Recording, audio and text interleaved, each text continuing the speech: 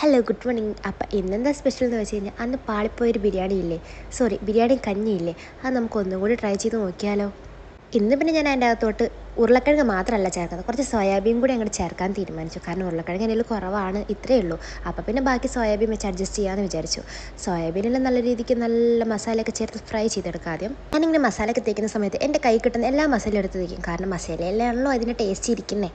ഇത് ഫ്രൈ ചെയ്ത് നമുക്കത് അങ്ങോട്ട് മാറ്റി വയ്ക്കാം. സാധാരണ ഞാൻ ആ ഫ്രൈ ചെയ്യുന്ന എണ്ണയിലാണ് ഉണ്ടാക്കാറുള്ളത്. പക്ഷേ ഇപ്രാവശ്യം സോയാബീൻ ആയതുകൊണ്ട് തന്നെ കുറേ എണ്ണ വേണം, അതുകൊണ്ട് എണ്ണയൊന്നും ബാക്കി ഉണ്ടായിരുന്നില്ല.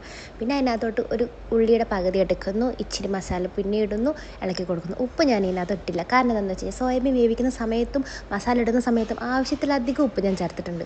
പിന്നെ ഇതിനകത്തും കൂടി ഉപ്പ് ചേർത്ത് വെറുതെ റിസ്ക് എടുക്കണ്ടെന്ന് തീരുമാനിച്ചു. പിന്നെ കുറച്ച് ഗ്രീൻ പീസും കൂടി ഇട്ടു, പിന്നെ കുറച്ച് സോയാബീനും കൂടി ഇട്ട് നല്ല രീതിക്ക് അങ്ങോട്ട് മിക്സാക്കി കൊടുത്തു. കഴിഞ്ഞ പ്രാവശ്യം അരിയിലാണല്ലോ എനിക്ക് പാളിച്ച പറ്റിയത്, അതുകൊണ്ട് അരി ഞാൻ ഓൾറെഡി സെപ്പറേറ്റ് വേവിച്ച് വെച്ചായിരുന്നു.